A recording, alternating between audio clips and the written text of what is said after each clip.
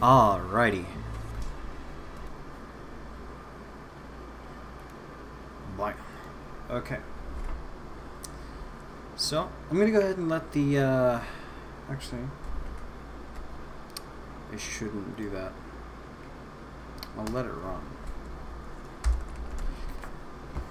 However, good evening, everybody. I am Sleeping Drone or Waking Drone, whichever you prefer to call me. And tonight is the first night of the Sleeping Drone Daily. Yay! I'm gonna have a lot of fun doing this, and I know I will, because I've casted actually quite a few tournaments, and I always like trying to keyword to be the one that is analyzing the play the most, and it's something that I really always enjoy doing. I love casting StarCraft. I love playing StarCraft. I generally enjoy competition anyway. I'm just all about, finding that wall and overcoming it. I have been my entire life, and I will continue to be. And I'm getting better every day. So if you haven't caught on by the name already, hey Heretic, how you doing? If you haven't caught on already, Sleeping Drone TV takes a lot of inspiration from Sean Day 9 Plot and his Day 9 dailies, which he's discontinued temporarily, which is kind of, or it's one of the reasons why I've decided to step forward and start doing a daily of my own. When he comes back to doing his daily, I'm definitely going to continue my own, and I'm going to keep doing this until it stops being fun, and I don't really see that happening. So yeah, we're going to be covering a couple of different topics tonight, or actually just one topic, but a decently long game, about 21 minutes, that took place between Soxry and Uthermal in the Gfinity Masters, Spring Masters 2 Cup. Red Eye released the full replay pack for the entire tournament that took place for the StarCraft players. So definitely give him a shout out for doing that, because it was just awesome. I wouldn't have a lot of content. A lot of people don't release replays anymore, so it can get kind of tough to find content that you can analyze that's professional nowadays. So without further ado, the actual topic that we'll be covering tonight is pinning your opponent back, and what this can do to relieve pressure on you so that you can expand economically, so that you can do damage, of course, and win the game eventually. And it's all kind of hinge upon a timing attack that Soxry actually does here in the early game at around 7 minutes. And if you don't already know, Soxry is a Zerg player, and Uthermal, of course, is a Terran, and it's one of my favorite matchups, and I felt as if it was a very apt matchup, or a match in general, to start with. So first thing, fix this. Bamf. I guess that. I need it bigger. Yeah, there we go. Okay. Better. Alrighty. So, as we can see, we start off this game on Coda LE. And in the bottom right corner, we have our green Terran player, Uthermal. And in the upper left, we have our blue Zerg player, Soxry. And this is a pretty standard opening. I'm going to go ahead and speed it up a little bit. But one of the things about Coda LE is that there's a very short rush distance. Even in professional games, it's not uncommon to see cheeses, especially from Zerg players, oddly enough, that I've noticed, where they'll run across the map with a 10 pool, or they'll Baneling bust more often on this map. This is kind of within the last couple months of play on Coda LE, and Coda LE is also one of those maps that's banned a lot, or vetoed a lot, because it's obviously a lot of cheese can happen. You can hide Stargates like here and over here, And I already missed my first Q, so I'm going to actually bump it back. I'll whip out my notes, because I made a bunch. And so the normal game actually deviates right at this very moment. In about 10 seconds, Sox3 is going to send a drone. He's going to form a Roach Warren. This is really early. This is incredibly early. In fact, if you haven't noticed, he didn't get speed. It's still here. His Lings, does he even have Lings? He doesn't even have Lings, so he even foregoed on the Lings and scraped by. But he does not have Zergling speed, and it's all because you can see it floating here, about 200, and it's all because he's going to be making an attack with these roaches. And this does a couple of things. First, it's going to be coming out in at around the 6-minute mark is when he moves out, and 7 minutes is when it hits. Typically 7 minutes is when the Terran sends out his Hellions. So this already does something immediately for the Zerg player, and that gives him breathing room by eliminating those Hellions and getting rid of, and actually not getting rid of, but flipping that pressure back onto the Terran player. So we can see he already starts 8 roaches. He's going to build a couple more than that, and they're going to stream in behind. And we're going to see him move out in here in just a few seconds. And let's go ahead and actually take our first benchmark of the game. If you don't do this for your own replays, this is something I highly encourage. Take benchmarks at the 6-minute, 8-minute, and 12-minute marks. And when you do this, you're going to be looking at things like army composition. What text do they have, especially in the 6 and 8-minute marks? What text do they have? What's their army composition? And more than anything else, how many workers they have and how many have been killed. 12-minute mark is probably the one that's going to be most telling. For at least how many workers are dead. Typically, if players are going to be doing early game damage, the early game ends permanently at 12 minutes, no matter what kind of game it is. In the most extreme cases, will end by 12 minutes. Typically, the mid game will start a lot sooner than 12 minutes, and we can actually see here that Sox3 in a way is forcing the mid game. These roaches are definitely a mid-game unit. He has 2 bases. He's even droning up. And if we continue to play this, I'm so sorry. If we look at the units, the whole point of the benchmark, we see that it's even, at least in the worker count. We have 24 drones and 26 SCVs and 1 mule. So if you want to look at it objectively, technically Euthermal has a very slight lead, at least in mineral collection. But he has no army. In fact, he only has 1 barracks and 1 factory, and this factory is beginning production on those Hellions that are going to be moving out at 7 minutes. And this attack that Sox3 is sending in will actually arrive at the 7-minute mark. And what does Euthermal have to defend this? Well, he has a barracks, he has Sim on the way, that's not going to finish in time. He's probably going to have a few more Marines, and he's going to have these Hellions. And that's about it. His wall off for his main isn't even, and here we can see it arriving here, the first 6 roaches, and his wall off to the main isn't even complete. So he's definitely in a lot of trouble here. This bunker, it's not his immediate concern. His concern, Sox3, has made a huge investment in these roaches, and as you can see, he's droning behind this. He's finally getting Zergling speed.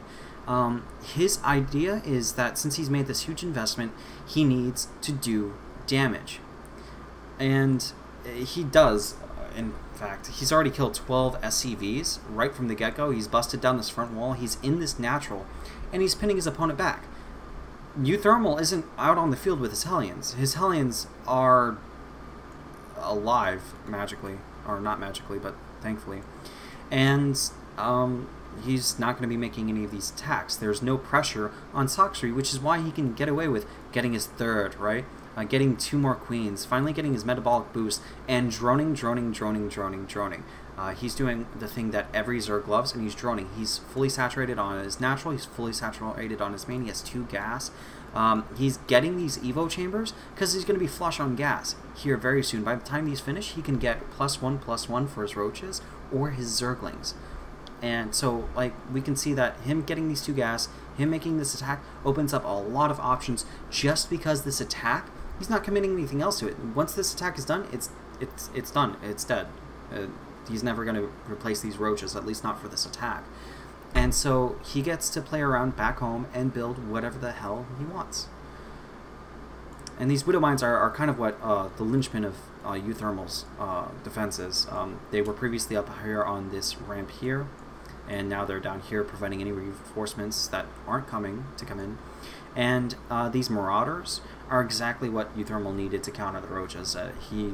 He's probably very happy that he had a tech lab on this barracks, or else he would have had to try to make that defense with Marines and Widow Mines and Hellions. Widow Mines are okay, but the rest of that composition would have been terrible for dealing with roaches, and he really needed to switch up this tech as he is now. He's getting the reactor, he's getting a factory, he's getting the starport, and he's going to start medevac production here pretty soon. And if we look back, we can see that Soxry, he's producing +1/+1 melee, and he's getting a Baneling Nest, and he's getting 4 more gas. So he's getting all the gas on all of his bases. He's fully saturated on all of his bases. And if we look at his units tab, he has no army. But I want to go ahead and ratchet it back to the 8-minute mark. And I want to look at the next benchmark, because we had one at 6 minutes. Now we have one at 8 minutes. And we really want to look at the state of their armies and their worker count. What is their economy like? Because this is right after Soxry has done his damage, right? He's killed 12 SCVs, right? And Euthermal is going to have to replace those SCVs, and we can already see, just by looking at the units tab, 24 SCVs, 2 mules, 39 drones. And if we look at what's being produced right now, 2 SCVs, 4 more drones. Soxry has the definite lead right now in his economy, and Soxry is taking a third. Euthermal barely has a second base right now. It's not even mining. This mule is gone, right? And he's a little bit oversaturated given the amount of gases he has for minerals, and that's perfectly fine. You know, this isn't going to be a huge dent in his mineral production if he was mining with this many SCVs, including the second base here. But what it does mean is that he doesn't have a functional natural. He's not actually able to hold it right now, and we can see that because Soxry is literally occupying the natural. He's not bothering with the orbital command center here. He's actually clearing up these supply depots because he knows that he's limiting his opponent's food supply. His army is capped at 49, and he has to reproduce more supply depots up here if he's going to be producing any more army or any sizable army. This is furthering Soxry's pressure, Soxry's breathing room. Alright, so if we continue on, we know what happens next, and I'm going to speed it up a little bit. Euthermal finally cleans this up with the use of his Widow Mines and his Marauders that he produces, and Soxry is going to be guarding his Evo chamber. He's going to be starting at +1/+1. He finishes metabolic boost, and he's going to switch into Zerglings. He's not getting his lair yet. It's at the 9-minute mark, so this should happen any second now.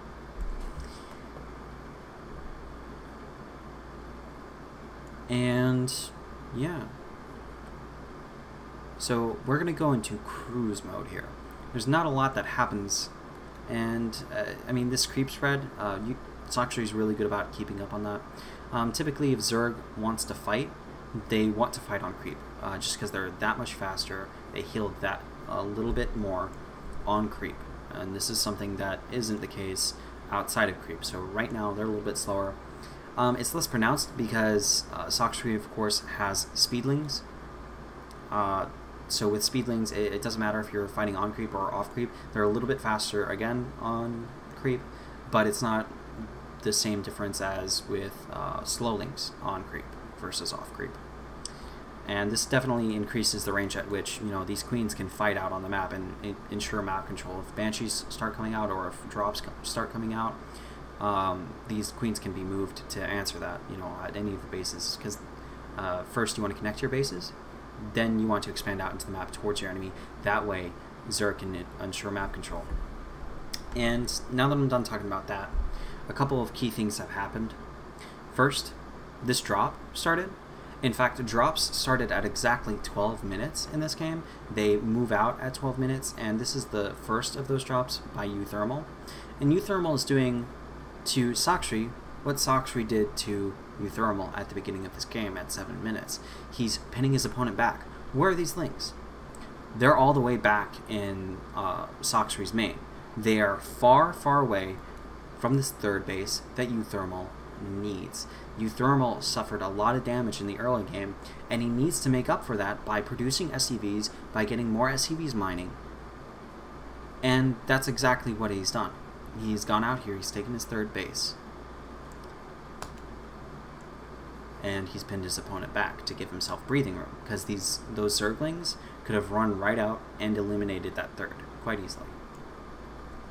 Euthermal is also trying to saturate his natural. He's saturating his main still, and he's producing out of those same key production structures that he cleared up Soxri's Roach attack with. 3 barracks, 1 with the tech lab, producing Marines right now, but I believe he continues Marauder production here pretty soon. And factories, and the factory was merely there for teching to get the starport, so he can produce the medevac for his bio force.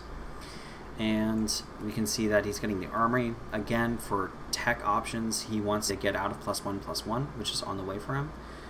And meanwhile, Soxri is kind of exploiting that advantage that he created for himself with that early timing attack by getting +2/+2. It was once sent to me by LZ Gamer, and it's later been kind of confirmed in some of Sean's dailies, Day 9's dailies, and by by the people I get lessons with, such as In Control and a couple of other masters. Upgrades are your way of telling who's in the lead at the higher levels. If you have the upgrade lead, your army is that much more effective. And so we see that Soxri is very much in the lead, not just because he has 4 bases, not just because he has more drones, not just because his army is controlling the map and that his creep is spreading across the map. If we look just at the upgrades, we can objectively say, well, with only this data, all other things being even, he has the advantage. And we can do the same for number of bases. If we say, well, this player has 4 bases, this player has 3 bases, the one with 4 bases is obviously ahead in his EVT. So there are a couple different data points, but this is the one I wanted to bring attention to, because this is going to allow Soxri to pin his opponent back by being that much more effective. If his army is dangerous, which it's hard to keep a Ling Bane army dangerous in the later game, if he can keep that army dangerous, he can continue to make those counterattacks, and those just pure normal attacks, aggressive attacks, not just counterattacks, not just defenses, but out there seizing map control, attacking Euthermal's bases, right? If he can keep his Ling Bane army dangerous, he can continue to do that and pin his opponent back and make his opponent worry. And conversely, Euthermal has medevacs. Euthermal needs to catch up on his upgrades, but he's behind. What really makes Euthermal dangerous right now is that he can attack his opponent anywhere, anytime, and Soxri knows it. Soxri needs this mobile force because he's taking the map. He has all this creep out in the center of the map, and he has a 4th base on the way. He needs an army that's mobile enough to protect all 4 of these bases, and they're even placed in a very defensive way. This 4th base is way back, far away from Euthermal. It's not out here, it's not out here, it's over here. Not where the army is, which is what we would normally see with an aggressive player. If Soxri were, say, going Roach, his army would be out in the center of the map, and he might have more static defenses here. But instead he has these Lings, and he needs to play defensively with them so he can maintain his economic lead and rush to the late game. And that's exactly what we're going to see.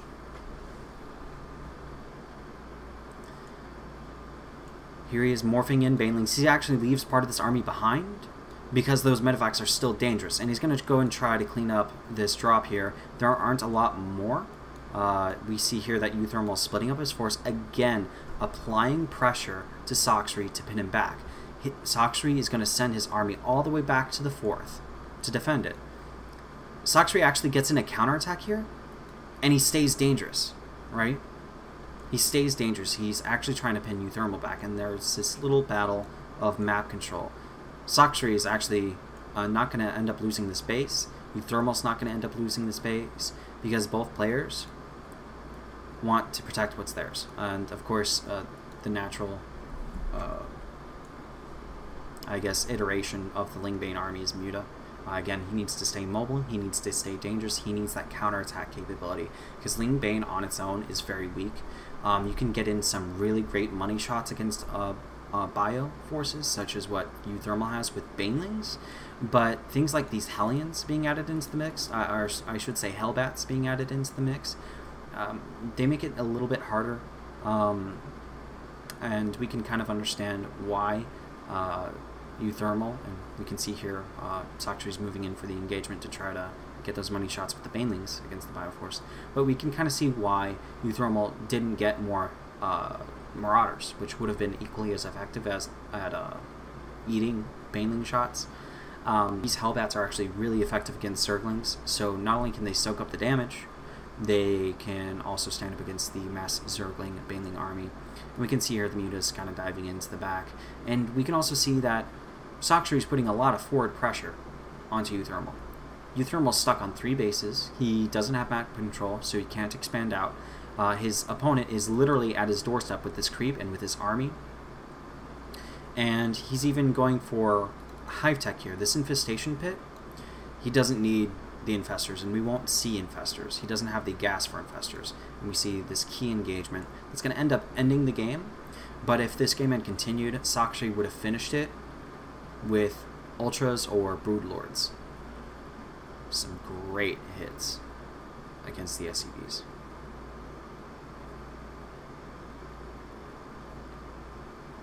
Euthermal ends up losing, of course. As we can see, he's on 2 base, now he's on 2-2. His opponent is on 2-2, going into Hive Tech. I don't believe it actually starts producing now.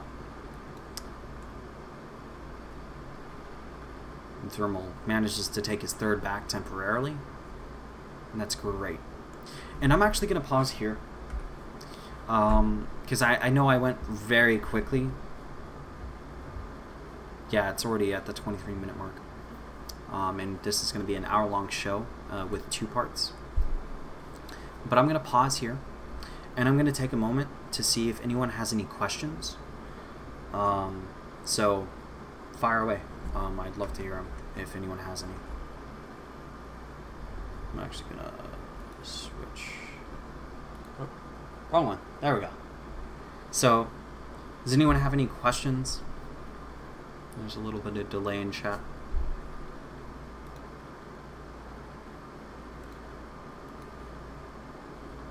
I know both of my viewers, my brother and my best friend. Heretic, any questions?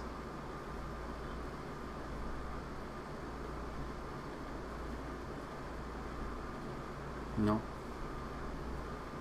How about you, Dylan? Or Falcon Punch?